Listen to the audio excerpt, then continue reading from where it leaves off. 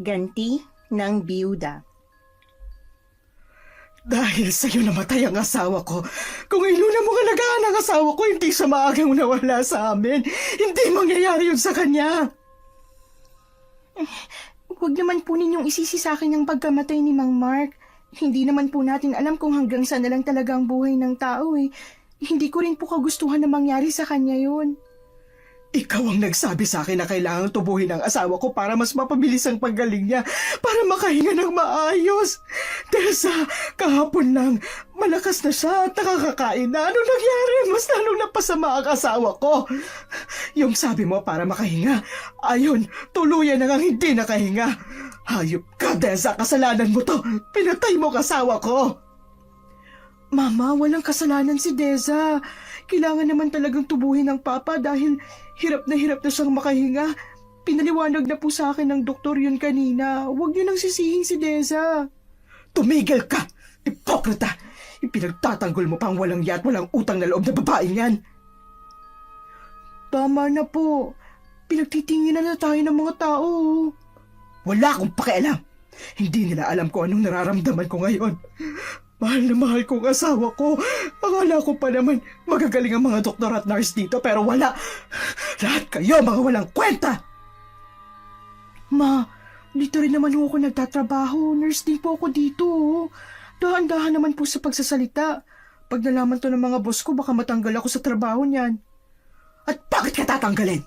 Ganon ba kakitid ang utak ng mga taong mayayaman at may pinag-aralan? Isa pa, huwag mong kinakampihan tong ampo ng tatay mo dahil baka maski ikaw, mabingo ka sa akin. Sinasabi ko sa iyo, Malaya, iba ko magalit. Bahala nga kayo. Mabuti pa't asikasuhin ko na po yung papeles natin dito sa ospital para maayos na yung cremation ni Papa. Anong cremate? Anong pinagsasasabi mo? Ipapasunog mong tatay mo? Hindi ako papayag. Hindi, Malaya.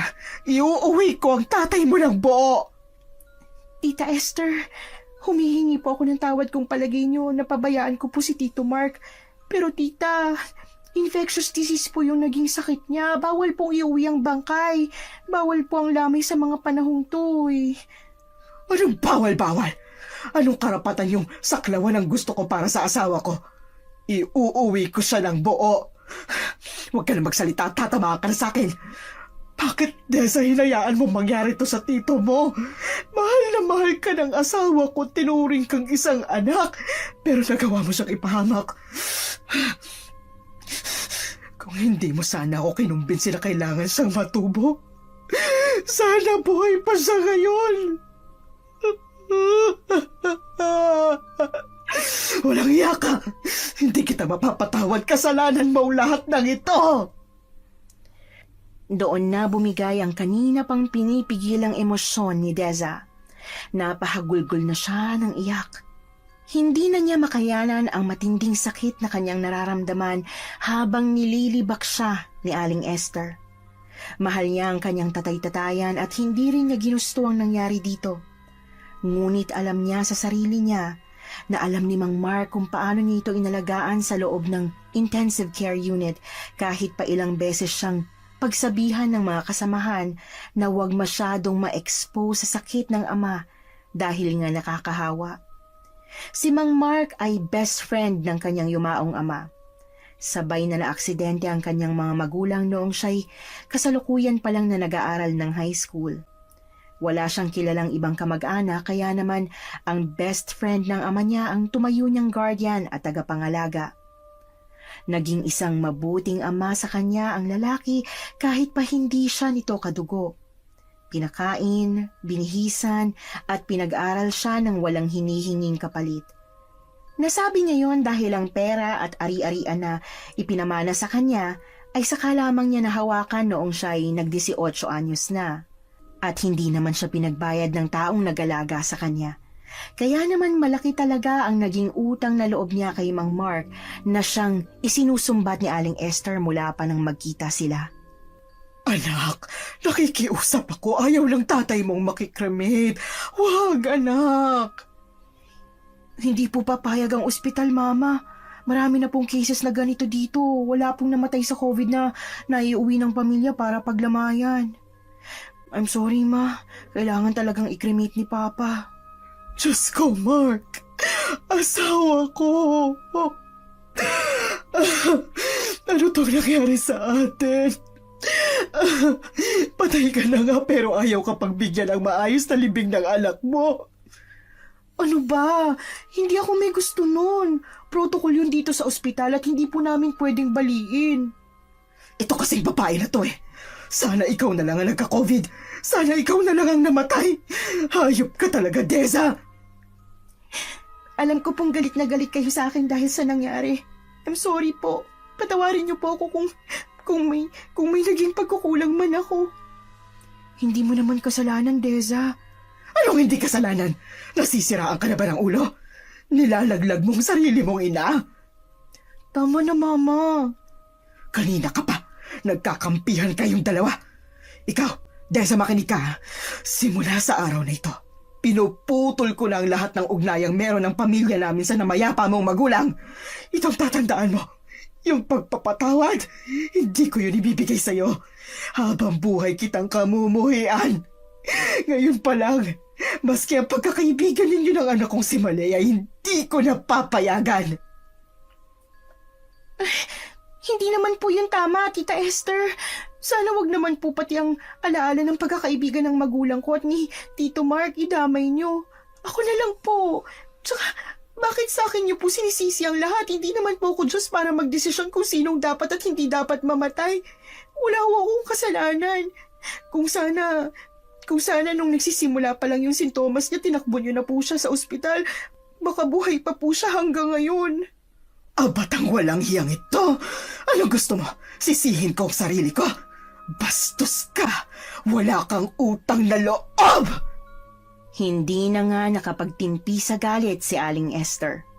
Sinugod niya si Deza at walang awang pinagsasampal siya. Nawala ng balanse ang dalaga dahil sa ilang pagsangga niya sa mga sampal. Natumba siya at muntik nang tumama ang kanyang mukha sa sahig. Ngunit hindi pa rin nakontento ang matanda. Ipinagpatuloy nito ang pagsampal at pagsipa sa katawan niya. Ibinuhos nito ang lahat ng galit sa mundo. Agad namang nagsilapitan ng ibang kasamahan nila sa ospital at inawat sa pagwawala ang matanda. Inawat na rin ni Malaya ang kanyang ina at niyakap ito upang tumigil na habang patuloy pa rin itong nagmumura at tila isinusumpa si Deza. Tama na po, Ma. Nakakaya ng ginagawa niyo. Ako pa bang mahihiya? Malaya, namatay ang tatay mo sa ospital na to dahil pabaya ang mga empleyado rito. Lalo nang walang yung Tessa na yan. Virus ang naging sanhi ng kamatayan ni Papa. Hindi po tama na isisi niyo sa mga kasamahan kong nangyari, Ma. Hindi niyo na po alam kung anong naging sakripisyo namin dito sa ospital. Kaya please lang, tama na po. Kahit na ano pang sabihin mo, hindi mawawala ang galit ko sa ospital na ito. At sa kapabayaan ng walang utang na loob na babaeng yan. Tahimik na lang na nakinig si Deza. Hinayaan na lamang niya si Aling Esther dahil alam niyang marahil ay sobra talaga itong nasasaktan sa pagkawala ng mabait na asawa. Ngunit sa pananahimik niyang yon ay nakakaramdam na rin siya ng pagkadismaya sa sarili. Siya man sa sarili niya ay alam niyang hindi niya naibigay sa ama-amahan ng 100% pag-aalaga dito dahil na rin sa limitado nilang pakikipaglapit sa mga pasyenteng may sakit na COVID. Wala nang nagawa ang dalaga kundi ang haplusin na lang ang masasakit na pisngi. Doon nagsimulang tumulo ang luha sa kanyang mga mata. Imbis na magalit ay awang-awa siya sa mag-ina. Ilang sandali pa ang tahimik niyang pagluha ay naging isang malakas na paghagulkol. Hindi na rin niya makayanan ang paninikip ng kanyang dibdib at sa emosyong kanina pa niya pinipigilan. May ibang mga tao na rin na nag-uumpisang magkumpulan at manood sa kanila. May ilan pa nga na kumukuha na ng video. Ilang sandali pa ay bigla na lamang nag-hysterical si Aling Esther. Napasalampak na rin ito ng upo sa sahig saka malakas na umiyak. Diyos ko po, ang asawa ko. Gusto ko makita ang asawa ko para niyo ng awa. Huwag niyo siyang sunugin. Iuwi ko ang asawa ko. Naiyak na rin ang dalagang si Malea. Nakita ni Deza ang paglapit ni Ariel sa kanya. Binitiwan siya ng mga kasamahan at si Ariel na ang umalalay sa kanya. Nakayakap ito sa kanyang bewang, tamang-tama lang ang puwersang yun upang hindi siya mabuwal. Nakakaramdam na rin kasi siya ng panghihina dahil sa matinding emosyon. Agad siyang dinala ng lalaki sa nurse station at doon kinausap. Tahana, hindi mo kasalanan ang mga nangyari. Ariel, bakit naman ganun? Hindi ba alam ni Tita Esther na mahal ko si Tito Mark? Para ko na rin siya ama eh. Yung pakiramdam ko ngayon, para na rin akong namatay ng ama ng 2 beses. Ang sakit.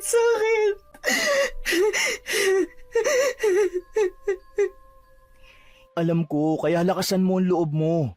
Walang ibang tutulong sa sarili mo kundi ikaw. Maya-maya ay may nakaagaw ng pansin ni Ariel. Isang pasyente na kilalang kilala niya. Ang kanyang lolo Paeng. Panay ang ubo. Ang lolo ko! Ha?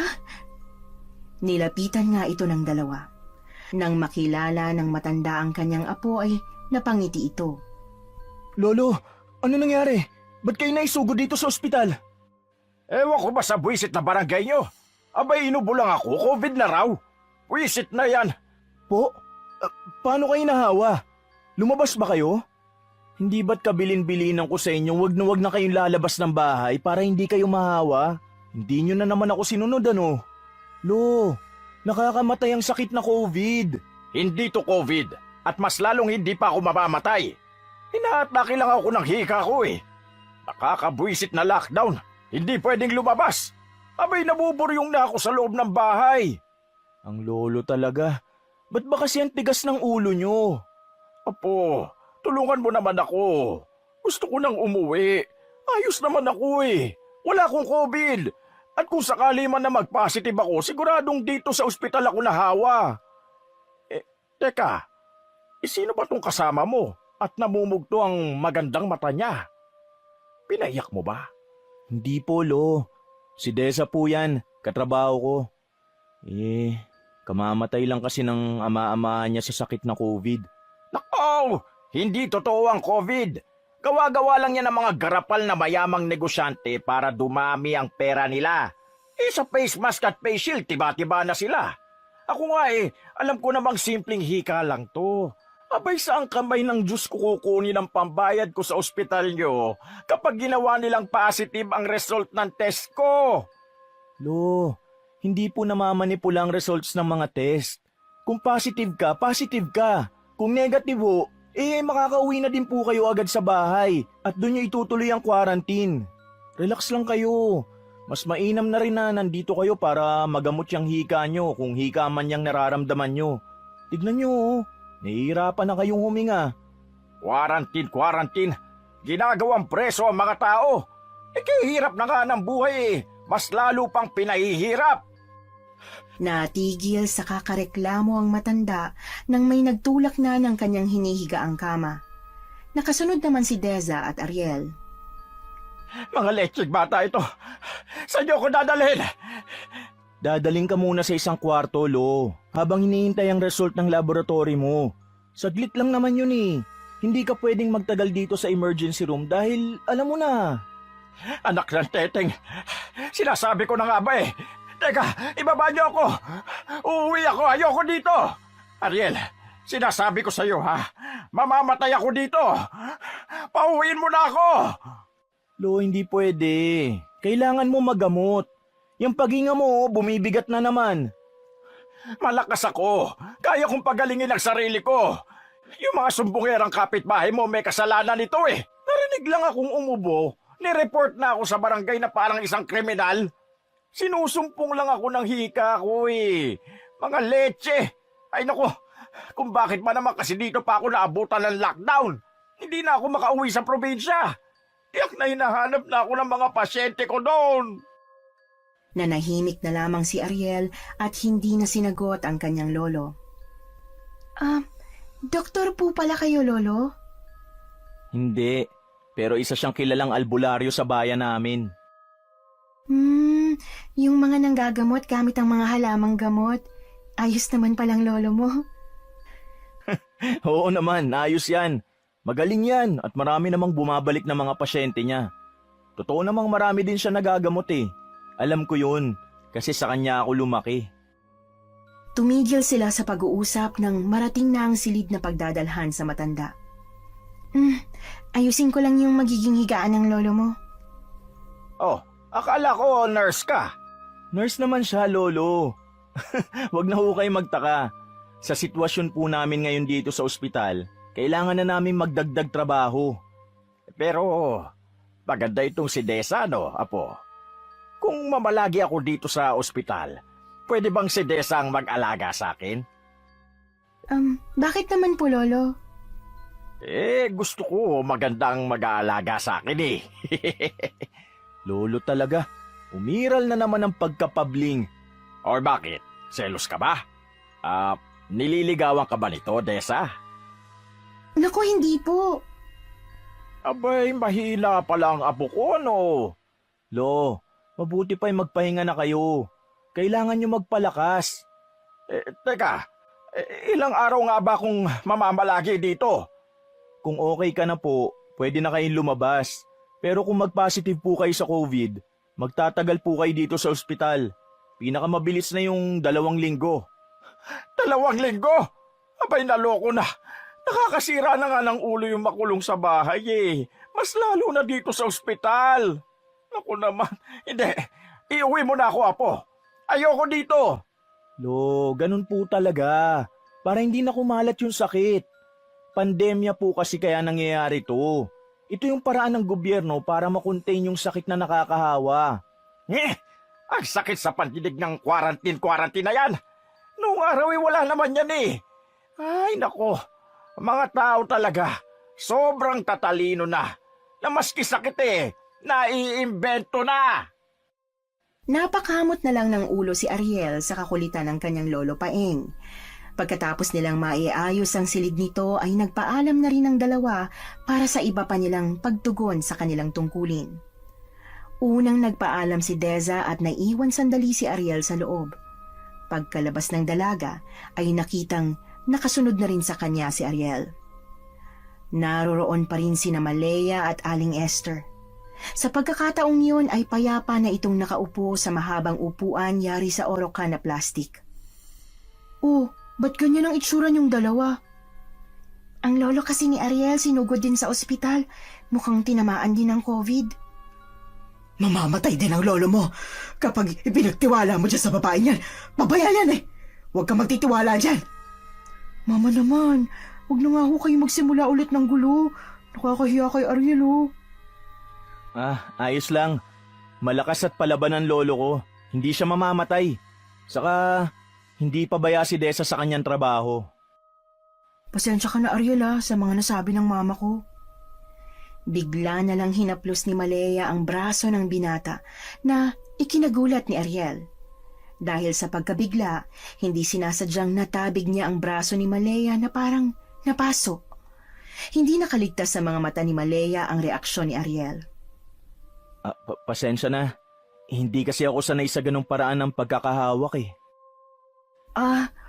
Okay lang. Gusto ko lang naman matanggal ang pag-aalala mo para sa lolo mo at paghingi na rin ng pasensya sa sinabi ni Mama. Ayos na yun, pero sana huwag mo na lang uulitin. Dahil sa mga nasabi ni Ariel, napatungo si Malaya at hindi na nagsalita. Lumayo si Ariel sa harap nila. Sinundan naman siya ni Deza. Hindi mo dapat pinahiya ng ganun si Malaya. Pasensya ka na Nainis lang kasi ako sa sinabi ng nanay niya eh. Teka, kumain ka na ba? Hindi pa. Ibibili kita ng food mo. Naku, wag na. Wag ka na mag-abala pa. Hindi pa naman ako gutom, Ariel eh. Tsaka, parang wala rin akong gana. Medyo masama ang pakiramdam ko eh. Doon biglang napahawak sa noo ni Deza si Ariel. Agad namang napatingin si Malaya sa kanilang mga ginagawa. Nang mapansin ni Deza na sa kanya nakatingin ang mag-inang Malaya at Aling Esther, napaatras siya at iniwan sa lugar ang nabiglang binata. Haliparot! Malandi! Kung alam ko lang na nag-aalaga ako ng ahas at tutuklawin ako, pinatay ko na sana yan nung una pa lang. Saad ni Aling Esther sa katabi nitong anak habang nakaupo pareho at pinagmamasdan ang papalayong si Deza. Kasunod naman ito ay ang pagtalikod din ni Ariel. Kita mo na, hindi mo makukuha ang lalaki niyan kapag may umaahas na sa kanya. Mama naman, para ko na rin kapatid si Deza, bakit niyo siya pinagsasalitaan ng ganyan? Ipokrita! Huwag kang bulag sa nararamdaman mo. Kung mahal mo, ipaglaban mo. Hindi ako bobita para hindi makita ang ginawa sa'yo ng lalaking yon. Kunwari ayaw pahawak, pero pagdating kay Deza, siya pa talaga ang unang nagdampi ng palad sa loo.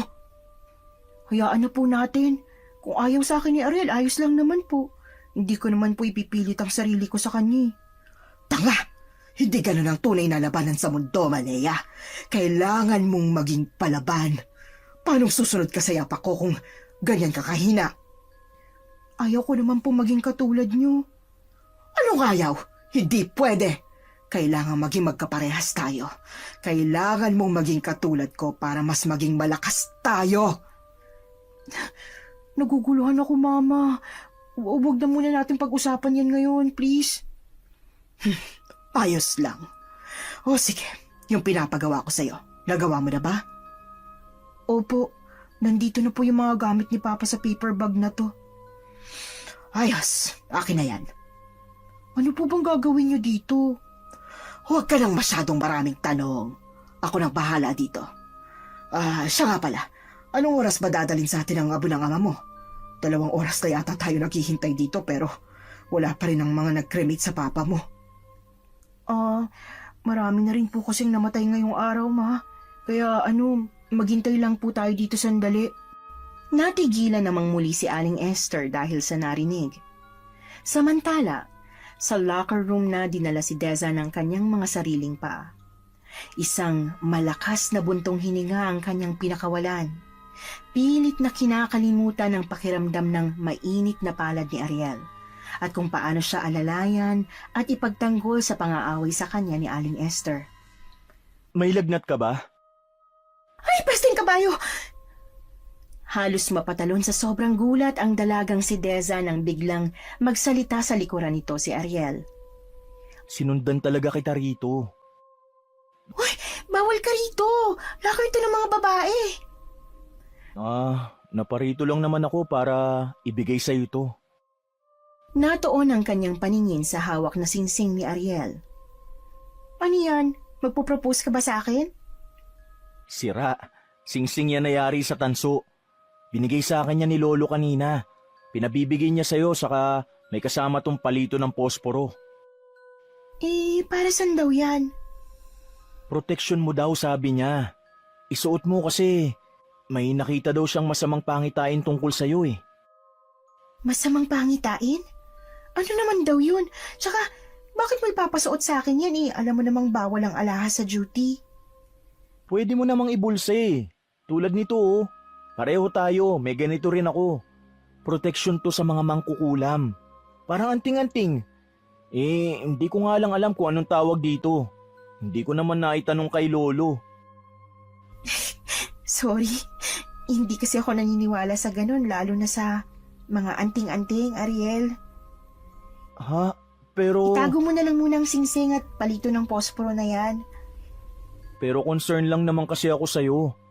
Ayoko may mangyaring masama sa'yo eh. Bakit? Umamin ka nga.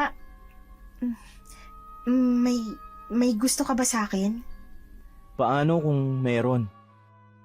Matagal na naghari ang katahimikan sa pagitan ng dalawa habang nakatitig sa isa't isa. Bumalik lamang sila sa kani-kanilang mga sarili nang marinig ang boses ni Malaya sa kanilang likuran. Ay, Diyos ko po! Anong ginagawa mo rito, Ariel?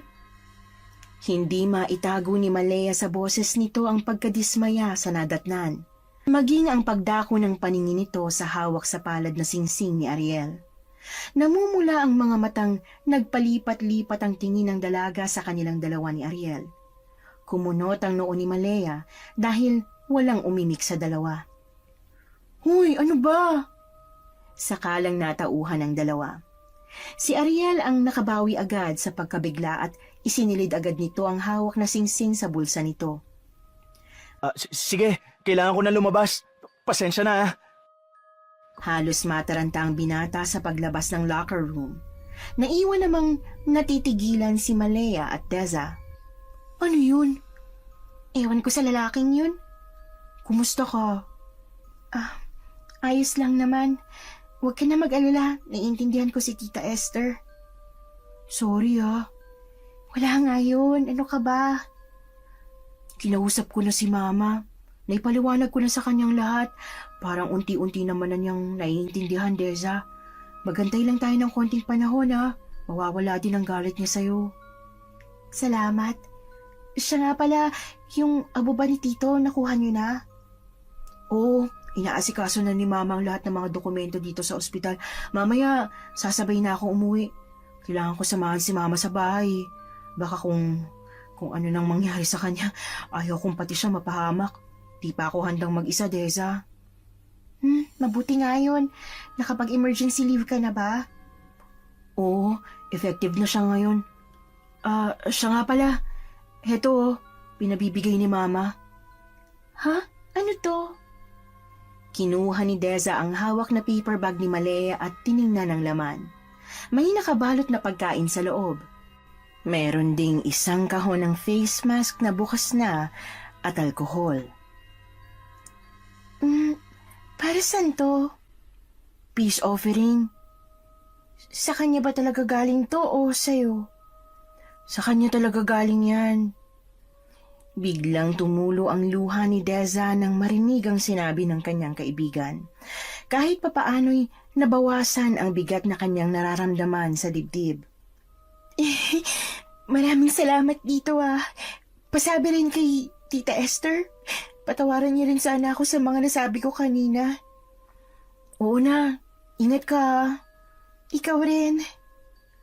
Lumabas na rin si Malaya. Si Deza naman ay napapangiting pinagmamasdan ang mga pagkain na ibinigay sa kanya ni Tita Esther niya. Bigla na lang nawala ang bigat na nararamdaman niya sa dibdib. Dahil sa wakas, nawala na ang galit ng matanda sa kanya. Masiglang-masigla ang mukha ni Deza nang lumabas siya sa locker room. Bago tuluyang matapos ang kanyang break, ay kumain na siya bago dumiretso sa nurse station. Naghihintay sa kanya doon si Ariel. Kumain ka na? Oo, tapos na. Salamat sa pagkain nabusog ako. Marami rin akong nakain kasi binigyan pa ako ni Malaya. Ha? Akala ko ba galit sa'yo yung dalawa na yun? Hindi naman galit sa akin si Malaya Pero si Tita Esther, sabi niya okay na daw. Napaliwanagan na niya. Siya pa nga raw nagbigay sa akin ito Ipinakita niya sa binata ang kanyang bitbit. Napalabi naman ang binata. Ba't kanya bibigyan ng ganyan? May mga ganyan naman tayo. Dami-dami nating supply ng alcohol at face mask Nakakapagtaka naman. Hindi ko rin alam pero tinanggap ko na. Palitan mo na yung face mask mo. Eto Kukunin ko yan. Pero, kunin mo na rin tong binibigay ni Lolo. Diyan mo muna yan sa'yo. Kapag nagtanong sa'yo, ang sabihin mo binigay mo na sa akin. Tinuruan pa ako magsinungaling. Baka naman hindi ka naniniwalang galing talaga to kay Lolo. Ang kulit mo. Sige na nga, akin na yan. Ibubulsa ko na lang. Nagpatuloy na sa trabaho ang dalawa. Natapos ang magdamag na yon na hindi na sila masyadong nakapag-usap dahil sa pagiging abala nila sa trabaho at sa dami ng mga na-admit na pasyente. Madaling araw nang muling bisitahin ni Deza ang lolo ni Ariel. Pagpasok niya sa loob ay kaagad siyang sinalubong ng ngiti ng matanda. Kumusta po, Lolo? Bakit parang hindi naman kayo natulog? Madaling araw pa lang gising na po kayo. Hindi kasi ako talaga sanay na matulog sa ospital, Iha. Kanina ko pa sinusubukan na matulog pero paidlip-idlip lang.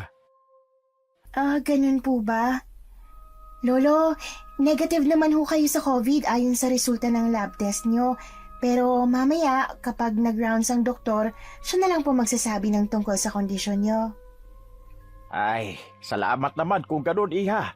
Nako, lagot talaga sa akin yung kapitbahay na sumbungero. Malilintikan talaga sa akin yon. Hayaan na po ninyo, Lolo. Baka nag-aalala lang po siya sa inyo, kaya po nireport kayo. Natanggap mo ba yung pinabibigay ko sa'yo na singsing kay Ariel? Ingatan mo yun, ha? Opo, nakuha ko po at natanggap ko. Salamat po. Para saan po ba yon? Hanggat maaari, pwede mo bang isuot yun sa daliri mo? Nakikita ko kasing kailangan mo ng proteksyon, iha. Ho? Protection ho para saan? May nakikita kong isang itim na aninong palaging nakasunod sa'yo.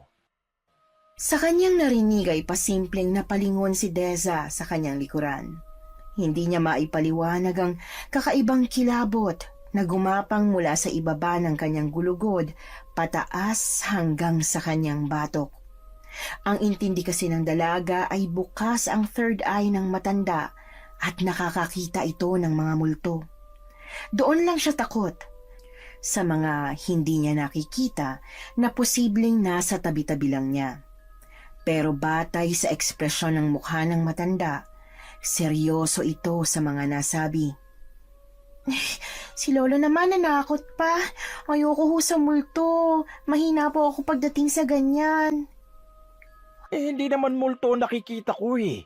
Isang itim na kapangyarihan. Isang banta na may naghahangad sa'yo ng kapahamakan. May gustong kumulam sa'yo, iha.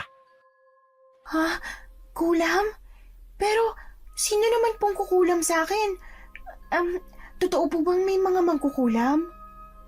Hindi ka naniniwala sa kulam? Hindi po masyado eh. Pwes, sa ilang araw, malalaman mo din na totoo ang mga sinasabi ko.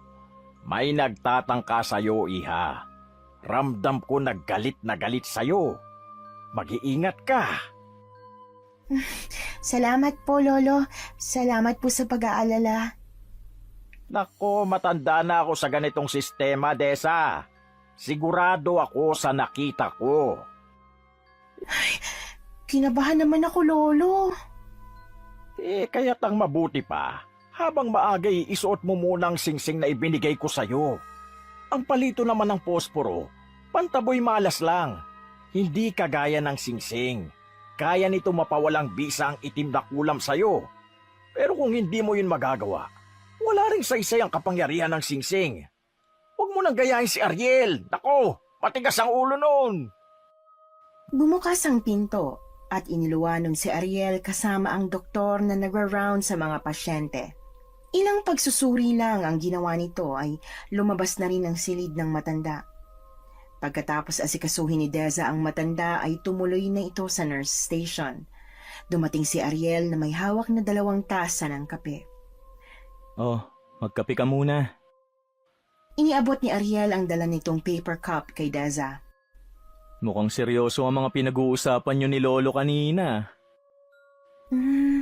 Talaga bang ganun magsalita si Lolo Paeng? Hindi tuloy mawala sa isip ko yung mga sinabi niya kanina tungkol sa anino raw na nakikita niya raw sa likuran ko. Diyos ko, hindi pa sumasablay ang lolo ko sa mga sinasabi niya. Umupo muna sa tabi niya si Ariel at pagkatapos mailapag ang kape nito, ay dinukot nito ang singsing na nasa bulsa. Alam mo ba kung bakit ako binigyan ni Lolo ng ganito? Kasi daw yung pamilya ng albularyo ang palaging target ng mga mangkukulam na natatalo. Maingat si Lolo. Ayaw niyang madamay ako sa galit ng mga masasamang mangkukulam na yun. Pero sabi niya, yung binigay niya sa'yo ngayon, pagmamay-ari daw ng nanay ko. Bakit ibinigay niyo sa akin? Nasaan bang nanay mo? Hindi ko naman siya nakilala eh. Sanggol pa lang ako nung inabandon na niya ako at iniwan sa pangangalaga ni Lolo Paeng. Hindi ko pa siya nakikita kahit minsan. Yung singsing na yan, iniwan niya rin kay Lolo. Yang singsing mo, bakit di mo sinusuot? Isang beses ko lang to sinuot pero dinalaw ako ng isang masamang panaginip eh. hanggang sa nauwi sa bangungot. Natakot ako, kaya inubad ko at palagi na lang nasa bulsa ko. Bangungot? Anong klaseng bangungot? May nakikita akong babae, pero hindi malinaw yung mukha niya. Ewan, pero sa panaginip ko, takot na takot ako sa kanya. Nako, mabuti at di pa ako nakumbinsi ng lolo mo. Baka mamaya niyan, ako naman ang bangungutin. Wala pa naman akong kasama sa bahay. Isinilid naman ni Ariel ang singsing sa bulsa nito saka dinampot ang inilapag na kape at uminom hanggang sa maubos yon. Ganoon din ang ginawa ni Deza. May dala ka bang alkohol dyan? Oo. Kumuha lang ako ng konti sa binigay na alkohol ni Tita Esther at nilipat ko sa may pang-spray na bote. Teka. Ito, nasa bulsa ko pala. Pagkatapos kunin ang alkohol ay binigay niya yon sa binata. Pagdating ng 8:00 ng umaga ay nagkasundo ang dalawa na sabay na lamang uuwi kasama ang lolo paeng ni Ariel. Matyagang naghintay si Deza katabi ang matanda habang inaayos ni Ariel ang discharge paper ng kanyang lolo. Pagkatapos ng lahat ay nagtawag na ng taxi ang binata para makauwi na silang tatlo. Maswerte naman at magkakapit-bahay lamang sila. Pagkababa sa taxi ay narinig nila sa nag-a-announce sa megaphone ng barangay na magkakaroon ng total lockdown sa kanilang barangay dahil sa biglaang pagdami ng cases ng COVID. Lockdown! Ay nako! Mukhang matatagalan pa talaga ako dito, Ariel! Oo nga ho, lolo. Hindi natin alam kung kailan matatapos to. Tara na nga sa loob ng bahay at naiimbyer na ako. Naiinis ako. Mauuna na rin ako, Lolo Paeng. Magpalakas po kayo ha. Huwag na pong matigas ang ulo, bawal lumabas. Inawat na ng matanda ang anumang sasabihin pa sana ni Deza. Pagpasok sa bahay ay naabutan ni Deza na nasa loob si Malaya. Naghihintay sa kanya. Malaya! Eto, dinala na kita ng sopas na makakain mo. Kumain ka bago ka matulog ha. Salamat, ang bait mo talaga. Siya nga pala, matutulog lang ako saglit ha. Mamaya ako pupunta sa inyo para madalawang lamay ni Tito. Ikaw ang bahala. Si Ariel ba kasabay mo na pag-uwi? Oo, kasama niya si Lolo Paeng eh. Okay. Sige, kumain ka na. Mauna na rin ako. Hintayin kita sa bahay ha.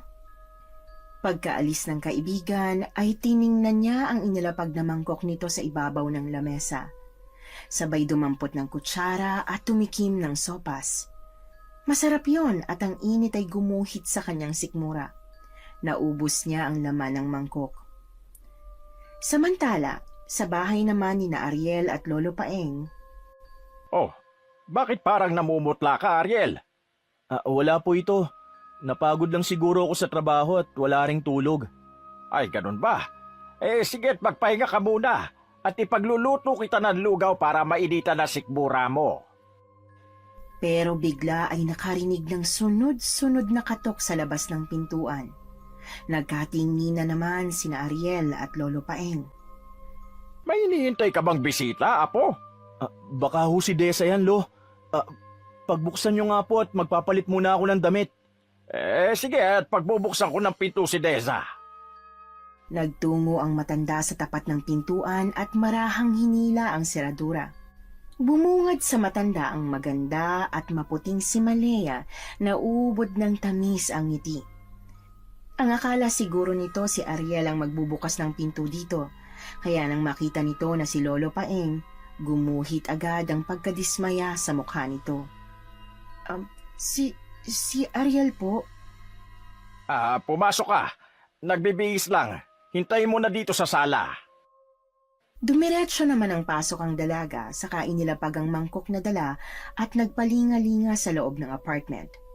Sa puntong yun naman ay itinuloy ng matanda ang ginagawa nito sa kusina, pero mas madalas itong sumusulyap sa kinaroroonan ni Malaya. Nakakunot ang noo na hindi mapakali, para bang gusto nitong umalis na ang babae. Dinalan lang kita ng sopas, tsaka nabanggit sa akin ni Deza na nandito daw ang lolo mo. Pero aalis na rin ako agad nang makapagpahinga ka. Salamat. Hindi ka na sana nag-abala pa. Mamaya na lang kami pupunta ng lolo sa bahay nyo. Sige, asahan ko yan Aalis na rin ako agad Marami pa kasi akong gagawin sa bahay Sige, salamat sa sopas ha. Pagkaalis ng babae ay mabilis na lumapit si Lolo Paeng sa kanyang apo. Magkakakilala ba kayong tatlo ng bisita kanina? Opo lolo, magkababata po silang dalawa ni Deza. Sobrang bigat ng enerhiyang naramdaman ko sa dalagang yun eh. Mag-iingat ka sa kanya ha. Saka halata kong may gusto siya sa'yo. Matagal ko na pong alam na may gusto siya sa akin, Lo. Pero kapatid lang ang tingin ko sa kanya. May iba na po akong napupusuan eh. Si Deza. Tahasan at prangkang pahayag ng matanda sa binata. Namula naman bigla ang mukha ni Ariel. Biglang sumeryoso ang mukha ni Lolo Paeng nang bigla itong tumingin sa nakangiting binata. Pwede bang iwasan mo ang babaeng yun? Hindi ko gusto ang aura niya. Parang nararamdaman ko na hindi kayo pwedeng dalawa. Si Lolo naman hindi ko naman po talaga gusto si Malaya. Basta. Oo, wag mo nang kainin niyang sopas ha. At baka mamaya may gayuma pa yan. Ang Lolo naman, dinadamay pa ang pagkain. Saka nasa makabagong panahon na po tayo, Lolo. Wala na pong gayu-gayuma. Bahala ka. Kung ayaw mong maniwala, di wag. Ang Lolo parang bata nagtampo na agad. Parang binibiro lang eh. Hirap sa'yo palagi mong dinadaan sa biro eh. Pareho kayo ni Deza na hindi sinusuot ang ibinigay kong singsing. Padabog na bumalik sa kusina ang matanda. Nangingiti namang napapailing si Ariel sa pagmamaktol na yon ni Lolo Paeng niya. Kinapa niya sa bulsa ang cellphone at nag-text kay Deza para itanong kung anong oras ito pupunta sa bahay ni Malaya. Naku, nakatulog na yata. Walang reply eh. Saka inilapag ang aparato sa lamesa katabi ng mangkok na may lamang sopas. Tinuyo muna ng binata ang buhok, saka lumapit sa upuan. Nang tuluyan ng makaupo si Ariel sa harap ng isang lumang lamesa, ay sinimula na ni Ariel ang pagkain ng sopas. Hindi na niya inalok ang matanda dahil tatanggihan lamang nito ang sopas. Mauuwi lang sa sermon ang pag-aalok niya rito. Matapos kumain ay diretso na siya sa kanyang kwarto para magpahinga. Kinuha niya ang cellphone saka itinabi sa kanyang ulunan. Pagkatapos ay dinapuan na rin ng antok ang binata. Samantala, sa bahay naman ng mag-inang Malaya at Aling Esther, ay makikita itong nag-uusap sa harapan ng urn ni Mang Mark. Mama, tama po kaya itong ginawa natin? Bakit? Nakokonsensya ka ba? Mahina ka kung gano'n, Malaya. Sa panahong ito, hindi pwede ang ganyan. Mahina ang loob. Tayong inargrabyado dito, kaya huwag kang maging mahina. Kinuha lang natin kung anong dapat na sa atin. Hustisya para sa pagkamatay ng ama mo. Ang hustisya para sa pagmamahal mo na hindi nasusuklian ng hayop na lalaking yon. Pero baka pumapatay mo sila eh. At bakit ko naman sila papatayin? Maliban kung hindi nila kayang mapaglabanan ng sakit at sila mismong kumitil sa kanilang buhay. Natatakot ako. Pwede bang huwag na nating ituloy ito? Hindi pwedeng itigil ito, Malaya. Nasimulan na, kaya kailangang tapusin. Kailangang pagbayaran ng babaeng yun ang kasalanan niya. Pero wala naman siyang ginawang mali eh. Anong wala? Siya ang nangumbinsi sa akin na patubuhan ng papa mo. Siya ang pumatay sa asawa ko.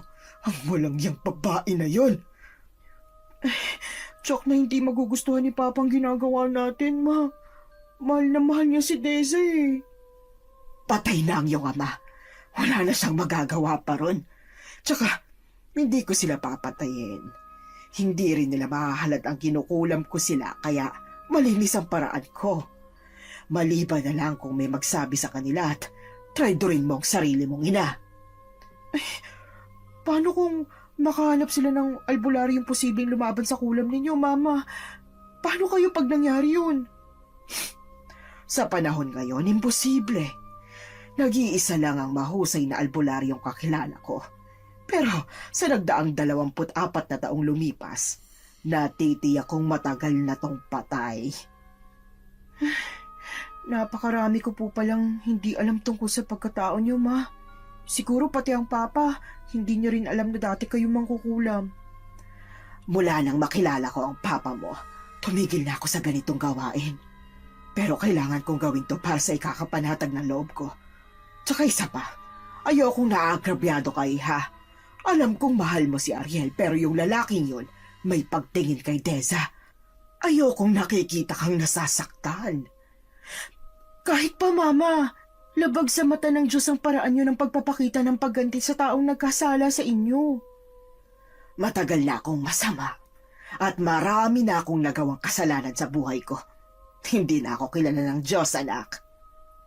Natigilan si Malaya sa narinig. Hindi siya makapaniwala sa kanyang mga nalalaman tungkol sa pagkatao ng kanyang ina. Samantala, sa bahay naman ni Deza ay mahimbing pa ring natutulog ang dalaga. Halos 3 oras na rin ang nakakaraan nang bigla siyang magising dahil sa init na nararamdaman. Sumasakit din ang kanyang lalamunan, parang tinutusok, parang may bumabara. Tinanggal niya ang kumot na nakabalot sa katawan niya at marahang hinaplos ang kanyang leeg. Ano to? Bakit ang sakit? Anong nangyayari sa akin? Tumunog ang kanyang cellphone, hudyat na 12:00 na ng tanghali. Dinampot niya ang cellphone at pinatigil ang alarm. Ngunit bigla din itong tumunog dahil sa tawag ni Ariel. Mabuti at gising ka na. Anong balita? Anong oras tayo pupunta kina Malaya? Ikaw na lang sigurong pumunta kina Malaya. Sabihin mo masama ang pakiramdam ko. Oh, may sakit ka ba? Anong nararamdaman mo? May ubo, diarrhea, sipon, lagnat? Deza, okay ka lang ba? Pakiramdam ko kasi may lagnat ako. Ang init ng singaw ng mga mata ko, tsaka parang pagod. Nanghihina. Pero, kaya ko pa naman. Ayos lang ako. Gusto mo puntahan kita dyan? Naku, wag na. Baka mamaya may COVID na pala ako. Mahawa ka pa. Sure ka ba na ayaw mong puntahan kita dyan? Nag-aalala ako sa'yo eh. Wala ka pa namang kasama dyan. O sige, ganito na lang ah. Tawagan mo lang ako kung may kailangan ka, okay? Sige, salamat. Samantala, kina Ariel naman, lingid sa kaalaman ng dalaga ay may iniinda na ring sakit ang binata. Hindi lang ito nagsabi sa dalaga. Maging sa kanyang lolo ay hindi rin ito nagsasabi ng kung ano ang kanyang nararamdaman. Ngunit malakas ang pakiramdam ng matanda. Malakas din ang pandinig niya kaya nalaman niyang may sakit din si Deza. Nilapitan niya ang apo at kinausap. May sakit din si Deza? Ikaw, uminom ka na ba ng gamot? Po? Wala naman akong sakit ah. Anong walang sakit? Tignan mo, namamaga ang mukha mo parang manas na manas. Sinabi ko na kasi, apo, na huwag mong kainin yung sopas na binigay sa'yo ng babae. Sinalat ni Lolo Paeng ang noo ng binata pagkatapos ay hinawakan nito ang kaliwang kamay ni Ariel sa kapinulsahan.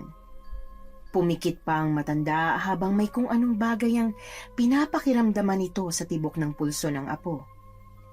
Ay, Diyos ko po, Ano po yung lolo? kulam nga. Mayroong kumukulam sa'yo. Ang lolo naman eh. Kung ano-ano na naman ang sinasabi. Ang singsing mo, nasaan ang singsing? Bakit hindi mo suot? Lo, minahon ka. Si Deza, kailangan din nating matingnan. Hindi maganda ang kutob ko sa sabay ninyong pagkakasakit. Pero ayaw po ni Desang magpaistorbo eh. Kung talagang may malasakit ka sa kaibigan mo, hayaan nyo kung gamutin kayo. Sandali at kukunin ko lang yung mga gamit ko. Mabuti na lang at nadala ko mga pangtawas at gamit ko sa ritual para makapanggamot. Magpapatingin na lang ho ako sa doktor, Lo. Sapakin kaya kita dyan. Hindi ka nakikinig eh. Sinabi ko ng sakit yan na gawa ng tao. Hindi yan magagamot ng doktor. Baka manganib ang buhay mo. Si Deza, Kailangan mapuntahan natin si Desa dahil kung hindi, manganganib din ang buhay niya. Dalhin mo ang mangkok na dala ni Malaya. Mukhang ipinakain sa inyo ang kulam. Paano lolo kung pareho nga kaming nakakain ng sopas? Maliligtas po ba kami?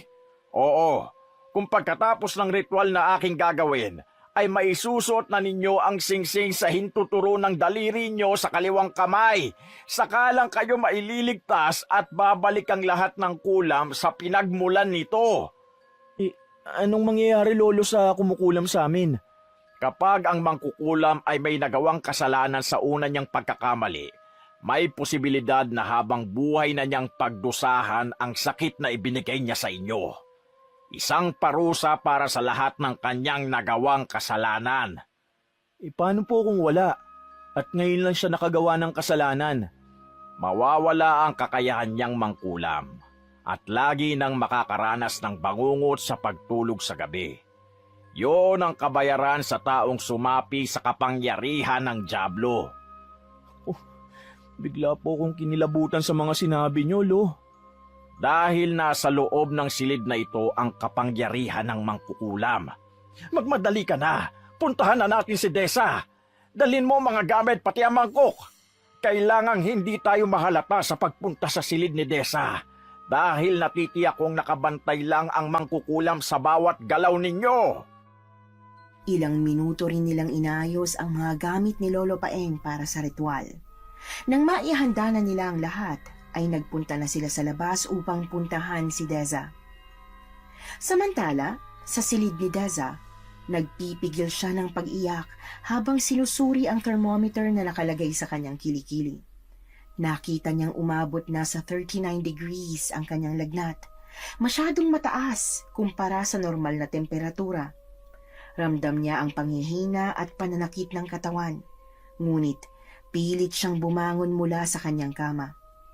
Dahan-dahan siyang naglakad papunta sa kabinet at kinuha ang bote ng alkohol. Agad niyang inilagay ang maligamgam na tubig sa palanggana at itinaktak doon ang laman ng alkohol kasama na ang natira pang alkohol sa kanyang bulsa. Pagkatapos ay kinuha niya ang malinis na face towel at isinawsaw ito sa palanggana. Maingat niyang piniga ang tuwalya bago dahan-dahang ipinunas ito sa mukha, sa braso at sa dibdib upang kahit paano'y maibsan ang init na nararamdaman. Natigil ang ginagawa niya nang marinig na may kumatok sa kanyang pintuan. Tumayo siya upang buksan yon, ngunit pagtayo niya'y napansin niya na may kakaiba sa kanyang binti. Tinubuan ito ng maraming butlig na nagtutubig. Namumula din ang balat nun. Maya-maya ay bigla na lamang kumirot at hindi na niya kaya pang humakbang.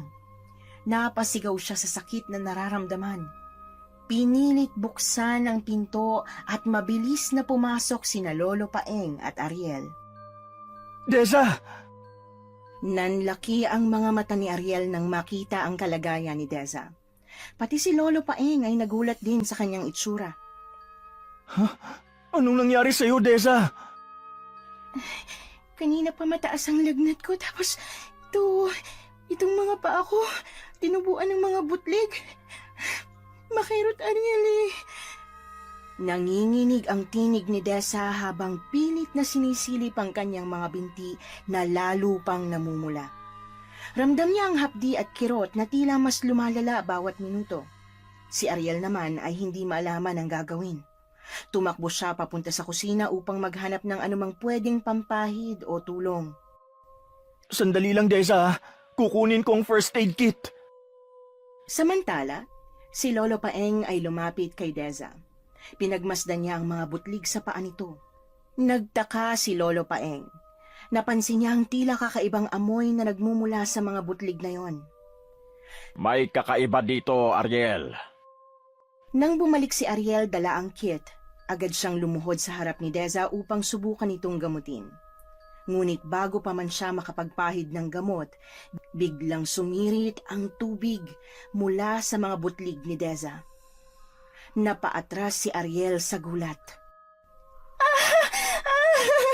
Sobrang sakit, Ariel! Parang nawawala na ng pag-asa si Deza. Hindi niya maipaliwanag ang biglaang pagbabago ng kanyang katawan. Pwede ko bang tingnan at hawakan ang pulsuhan mo, Iha? Sige po.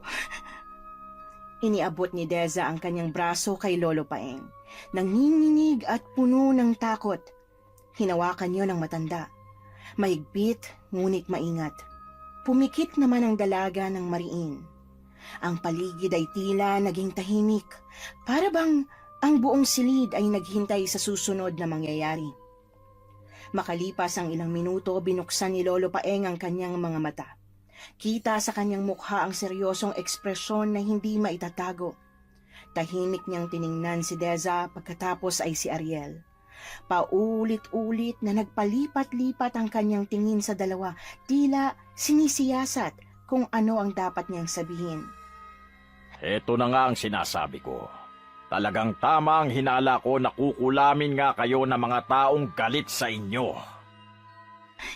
Hindi naman po siguro, Lolo. Baka dala lang po to ng stress at pagod sa trabaho. Tsaka baka nga po nahawa na ako ng COVID. O sintomas ba ng sakit na yon ang magkaroon ng butlig at pamamaga ng mga mukha ninyo? Mga alagad nga kayo ng medisina, kaya hindi kayo naniniwala sa mga kulam. Pero sige nga, sa tingin nyo ba, paano nyo maipapaliwanag ang biglaang pagkakasakit ninyo at ganyan na kaagad kalala? Ang mga taong nasa likod nito, talagang balak nilang saktan kayo. Hindi ito biro. Naniniwala ako kay Lolo, Deza.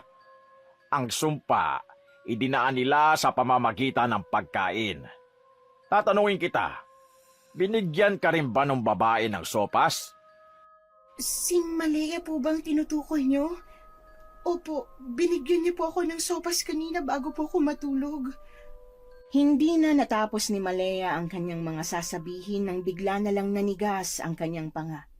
Nanlalaki ang kanyang mga mata habang hawak-hawak ang kanyang lalamunan na parang hindi makapaglabas ng hangin. Tulungan mo ko! Pero hindi na natapos ni Deza ang kanyang pahayag. Bumagsak siya sa upuan ng nanginginig at tila mawawala ng hangin sa katawan. Mabilis na kumilos si Ariel kahit pamasama rin ang kanyang pakiramdam. Agad niyang sinalo si Deza bago pa ito tuluyang bumagsak sa sahig. Deza! Deza! Hindi makapaniwala si Ariel sa nangyayari. Hinihingal siya sa kaba pero hindi siya nagpatinag. Kahit hirap, nagawa niyang buhatin ang dalaga. Marahang inilagay ang kanyang mga braso sa ilalim ng katawan nito. Dinala niya ang dalaga sa silid nito. Lolo Paeng! Tulungan niyo si Deza! Parang awa niyo na! Agad na sumunod si Lolo Paeng sa silid matapos marinig ang sigaw ni Ariel. Kitang-kita niya ang kalagayan ni Deza. Hindi na ito makapagsalita at halos hindi na rin makahinga.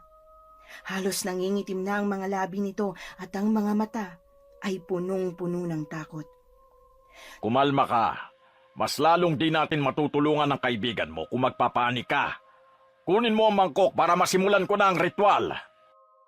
Tumakbo si Ariel palabas ng silid upang sundin ang utos ng lolo niya. Si Lolo Paeng ay lumuhod sa tabi ni Deza at dahan-dahang inilapat ang kanyang palad sa noo ng dalaga at nagsimula siyang magdasal. Maya-maya ay napansin ni Lolo Paeng na nagmulat ng kanyang mga mata si Deza. Hirap pa rin itong huminga pero pilit lumalaban ang dalaga. Huwag kang mag-alala. Gagamutin kita. Sisimulan ko na ang ritual para pansamantalang maibsa ng sakit mo, Deza. Hindi kita pababayaan. Pagdating ni Ariel ay sinimulan na ng matanda ang ritual. Kumuha siya ng itim na bato mula sa kanyang bulsa at inilagay ito sa noo ni Deza. Paulit-ulit na nagdarasal ang matanda ng isang klase ng dasal na hindi nila nauunawaan. Ipinatong ni Lolo Paeng ang mangkok sa kalapit na lamesa at inilagay doon ang bato pagkatapos. Napakunot ng noo ang matanda. Muli siyang nagdasal at naglabas ng bote ng langis. Pinahiran niya nito ang leeg at mukha ng dalaga. Habang tumatagal ay nakita na nila na parang kumakalma na ang paghinga ni Deza. Nawawala na rin ang panginginig ng katawan nito. Si Ariel na kanina ay nagpapanik na ay biglang napabuga ng hangin. Deza, ayos ka na ba? Pakiramdam ko, nangihina pa rin ako pero okay lang paghinga ko. Hindi pa ito tapos, Deza. Kailangan pa nating hanapin kung sino o ano ang nagpadala ng sumpa sa'yo. Hanggang hindi natin nalalaman ang pinagmulan nito, hindi ka pa tuluyang ligtas. Bakit, Lolo? Hindi po bang sopas ang dahilan? Hindi. Wala akong nakitang palatandaan na may halong sumpa ang sopas. Bakit? Iniisip niyo po ba na si Maleyang may kagagawa nito? Hinala ko pa lang naman yun, Iha. May naikwento kasi sa akin itong si Ariel, kaya silang napaghinalaan ko. Ang kumukulam sa inyo ay gumamit ng pawis ng patay. Napakunot ng noo sina Ariel at Deza. Matagal silang nagkatingi ng dalawa at tumangulang ang binata para ipaalam sa kanya na ang taong kanyang iniisip ay ang babaeng nawala ng asawa. Imposible pong si Malay ang gagawa nito sa akin, Lolo. Isa pa, nakipag-ayos po siya sa akin at binigyan pa nga po ako ng alcohol at face mask bilang patunay ng pakikipagsundo niya. Kung ganon, mukhang alam ko na kung anong bagay na ginamit niya para idikit ang kulam. Isang matalinong pamamaraan na isinabay pa sa pandemyang kumakalat. Ginagamit ang sintomas ng sakit para hindi mahalata ang pangungulam. Po? O, Deza, isa sa kaibigan mo o sa ina nito ang gumawa sa iyo ng pangungulam. Hindi po ito magagawa ni Tita Esther o ni Malaya. Para ko na po kasi silang pamilya eh. Paano nila ako gagawa ng ganito? Natigilan si Lolo Paeng sa sinabi ni Deza. Ramdam niyang malalim ang koneksyon ng dalaga sa mga taong yon. Ilang sandali pa, tumingin siya kay Ariel. Muling binalingan si Deza ng tingin. Tila nag-iisip ng malalim. Pwede ko bang makita ang face mask at alcohol? Ako na ang kukuha. Opo, nasa bag ko po. Mabilis na kumilo si Ariel. Agad niyang dinampot ang bag na itinuro ni Deza at iniabot ito sa kanya. Kinuha naman ni Deza ang isang kahon ng face mask at alcohol mula sa loob ng bag at iniabot yon kay Lolo Paeng. Pinagmasdan muna yon ng matanda. Tila tinitimbang ang mga bagay sa kanyang isipan bago dahan-dahang inilagay sa lamesa ang mga gamit. Kumuha ng konting papel si Lolo Paeng, saka ito sinindihan at inilagay sa mangkok na pinaglagyan ng sopas. Sunod niyang ibinuhos ang alkohol at itinapon ang face mask dito. Kaagad na nagsimulang magningas ang apoy. Ilang sandali lang, biglang nagbago ang kulay ng usok. Hindi itong karaniwang kulay abong usok mula sa nasusunog na papel at alkohol. Nagulat si Deza nang makita ang makapal na itim na usok na bumalot sa mangkok. Halos manlaki ang kanyang mga mata sa takot sapagkat alam niyang hindi ito ordinaryong reaksyon ng apoy. Ang usok ay tila buhay. Umiikot at sumasayaw-sayaw pa ito sa hangin. Lolo, ano pong nangyayari? Ang itim na usok ay simbolo ng isang maitim na puwersang nagpapahirap sa iyo. Kinukulam ka nga at ang pawis ng patay ang ginamit nila. Ito ang sumpang ibinigay sa iyo. Ano po bang ibig sabihin nun? Ibig sabihin nun, lahat ng naramdaman ng bangkay bago ito namatay ay ang siyang mararamdaman mo hanggang sa ikaw naman ang mawalan ng buhay. Deza, nasa face mask ang sumpa. Biglang lumabo ang paningin ni Deza mula sa mga luhang dumaloy. Hindi niya magawang paniwalaan ang kanyang narinig. Hindi. Bakit nila gagawin to sa akin? Alam mo ang dahilan, Iha. Hindi ba? Pero wala naman po akong kasalanan sa pagkamatay ni Tito Mark. Masakit din po sa akin yung pagkamatay niya. Hindi niya lubos maiisip na ang mga taong itinuring niyang pamilya, sina Tita Esther niya at Malaya, ay magagawa ang ganitong klase ng paghihiganti. Hindi rin siya makapaniwala na mangkukulam ang mga taong kasama niya sa loob ng napakaraming taon. Patuloy ang pagluha ni Deza. Magagamot pa po ba kami, Lolo Paeng? Lumingon si Lolo Paeng sa kanya. Seryoso ang kanyang mga mata habang pinagmamasdan ang reaksyon ni Deza. Oo, gagaling kayo. Pero kailangan natin ng mabilisang aksyon para hindi na lumala ang kulam. Kailangan ko makausap ang mangkukulam na yun. Payag ka ba na gamitin ko ang katawan mo para saniban ng mangkukulam? Po, sasaniban po niya ako. Ayoko po, natatakot ako. Paano kung puntahan na lang po natin sila at tanungin? Makikiusap po ako sa kanila na alisin ng sumpa sa katawan ko at kay Ariel. Hindi tayo basta-basta makakatawid sa bahay nila, Deza. Kanina nagpa-total lockdown na. Kanina nga lang papunta kami dito eh. May nakita na kaming mga tanod na rumoronda. Lalo pa tayong mahihirapan pag nakita nila na may sintomas tayo. Hindi rin talaga natin pwedeng gawin yon dahil tiyak na ide-deny lang nila ang ginagawa nila sa inyo. Baka tayo pa ang babaligtad. Alam nyo naman siguro ang ibig kong sabihin, di ba? Opo, Lolo. Lo, pwede bang ako na lang ang gamitin ninyo? Ano po ba ang gagawin? Mabuti pa, dahil malakas ang katawan mo kumpara kay Deza. Sige, maupo ka lang dyan at wala ka namang gagawing iba. Tumayo si Lolo Paeng at naglakad patungo sa lamesa. Kinuha ang iba pa niyang mga gamit. Handa ka na ba, Ariel? Oo, Lolo. Gawin niyo na po yung mga bagay na dapat niyong gawin. Pagkatapos noon, pumuesto na si Lolo Paeng at Ariel sa tabi ni Deza. Kinuha ni Lolo Paeng ang isang maliit na bangko at umupo paharap sa dalawa. Tahimik at seryoso ang kanyang galaw habang inihahanda ang susunod na hakbang. Inabot niya ang isang palito ng posporo at marahang isiningit yun sa pagitan ng mga daliri ni Ariel, kasabay ng paghahawak nila ni Deza ng kamay ng isa't isa. Huwag kayong bibitiw sa isa't isa kahit anuman ang mangyari. Magkahawak kamay ang dalawa habang mariing nakapikit. Ramdam ni Deza ang mainit na palad ni Ariel at yon ang nagbibigay ng lakas ng loob sa kanya. Dama rin ni Ariel ang panginginig ng dalaga kaya't mas hinigpitan pa niya ang kanyang kapit dito. Handa ka na, Ariel? Huminga ng malalim si Ariel at tumungo. Nagsimula na siyang umusal ng isang matinding orasyon upang mahuli ang espiritu ng kulam.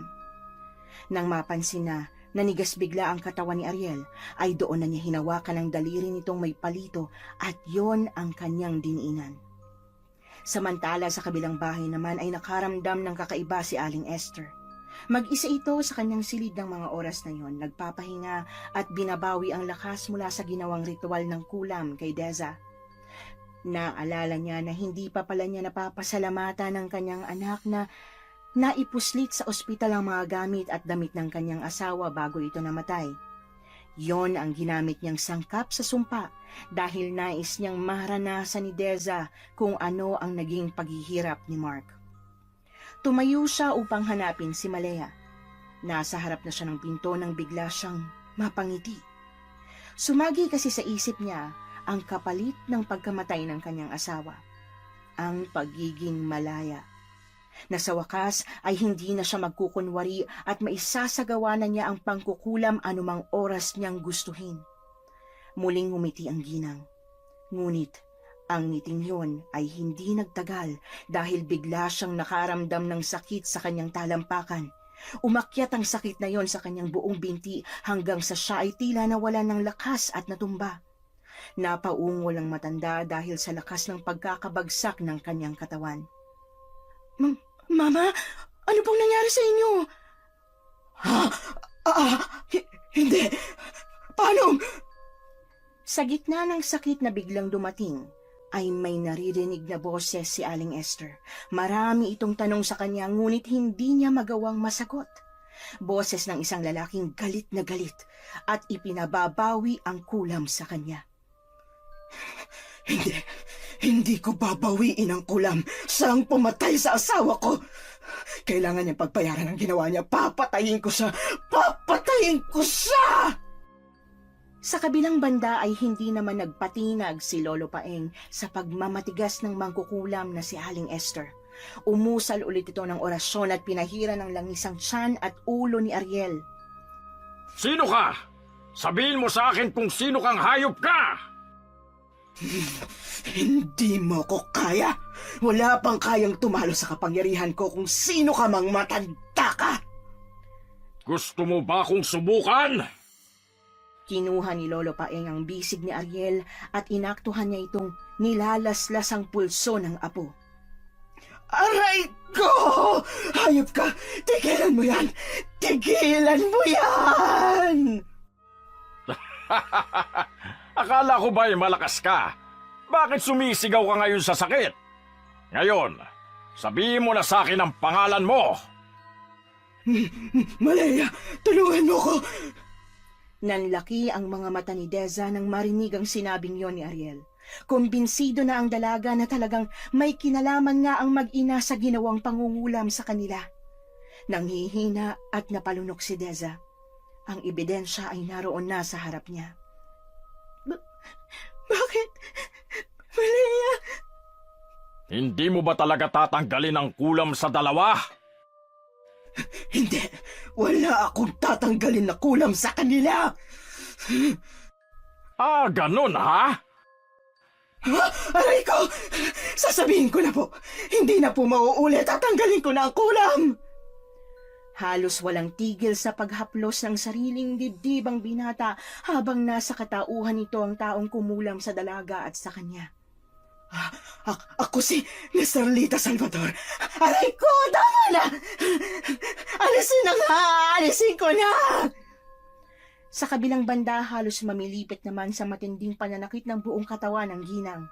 Hindi alam ni Malaya kung ano ang gagawin ng mga oras na yon. Nakikita niyang nahihirapan ng kanyang ina, pero tila wala ito sa sariling katinuan at para bang may isang taong kinakausap. Ngunit wala namang nakikita si Malaya. Mama! Sigaw ng dalaga nang makitang bigla na lamang nawala ng malay ang kanyang ina. Tapos na. Dali, isuot nyo na ang mga singsing nyo para hindi niya na maibalik sa inyo ang kulam. Agad namang sinunod ng dalawa ang sinabi ng matanda. Tapos na. Medyo gumana nga ang pakiramdam ko.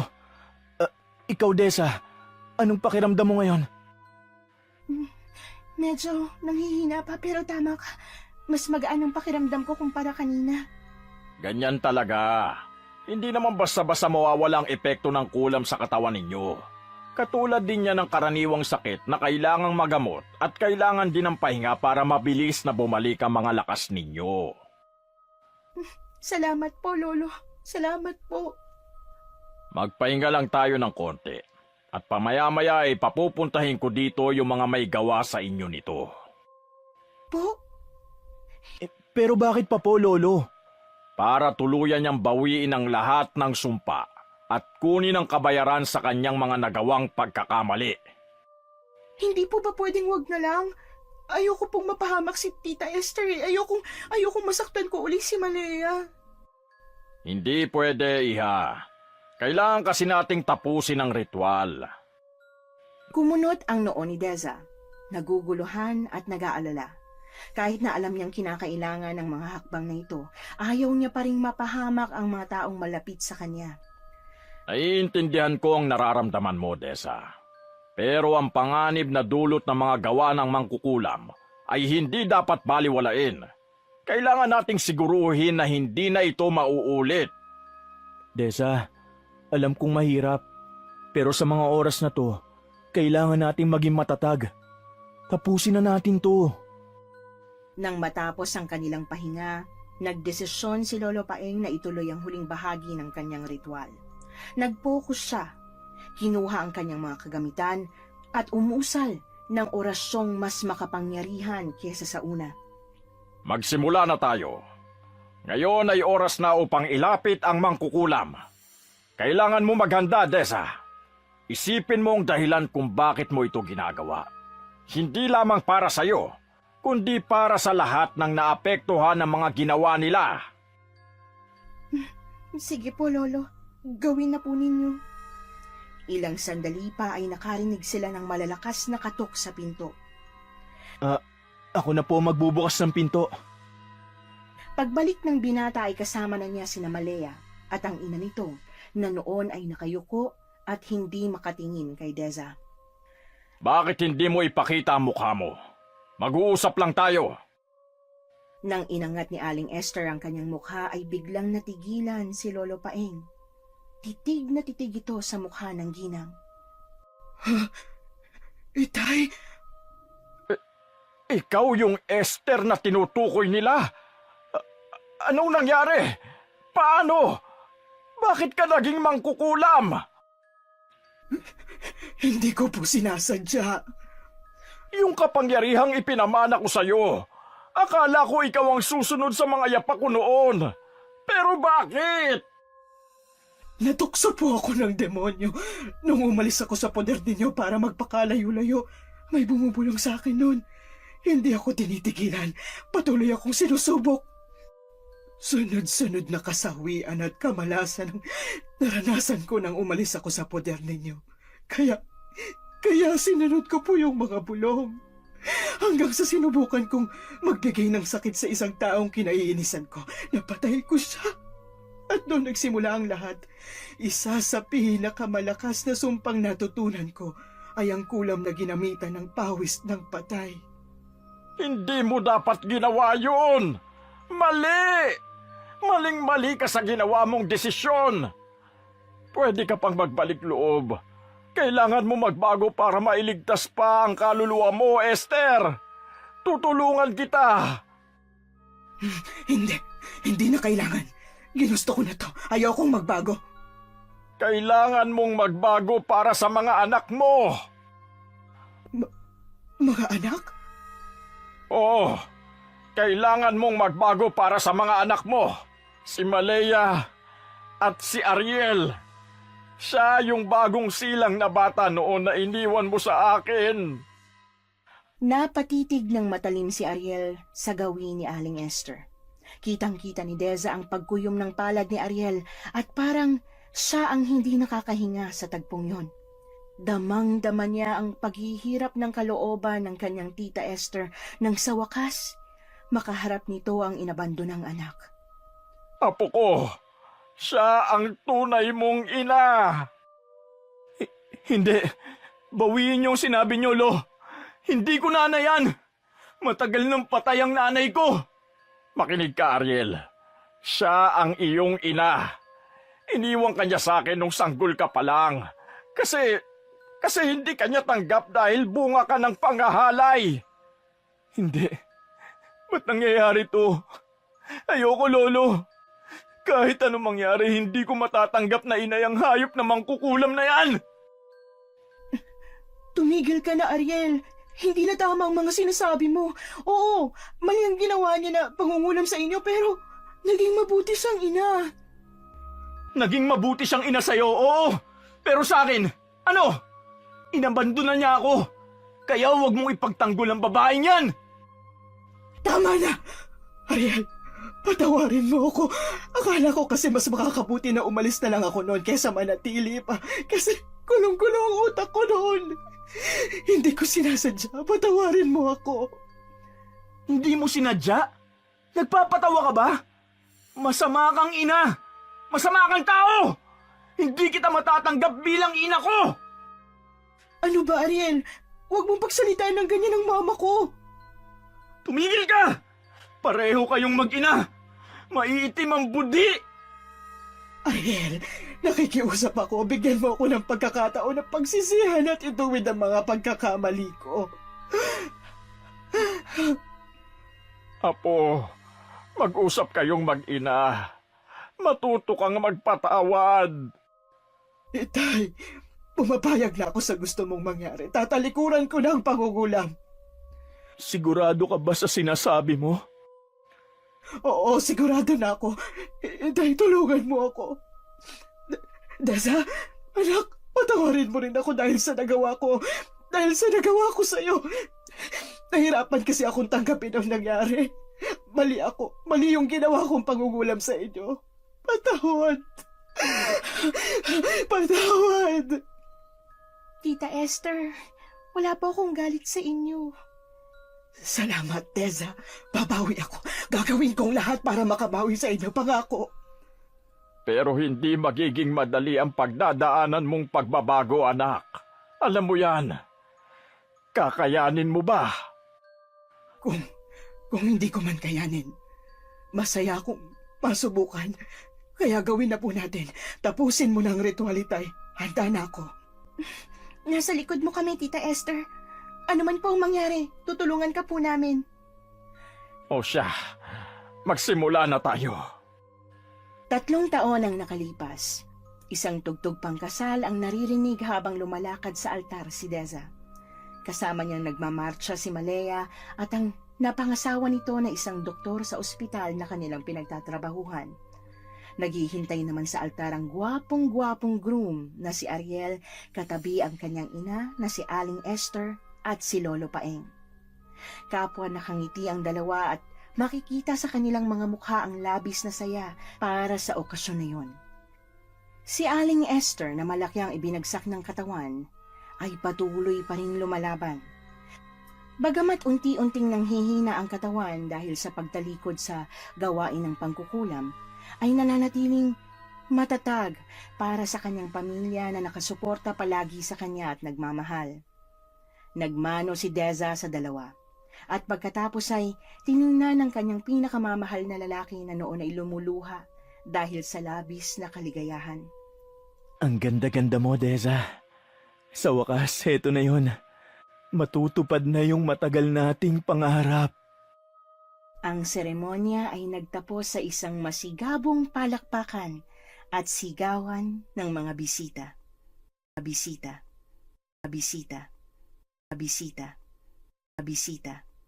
Bisita. Bisita. Bisita. Bisita.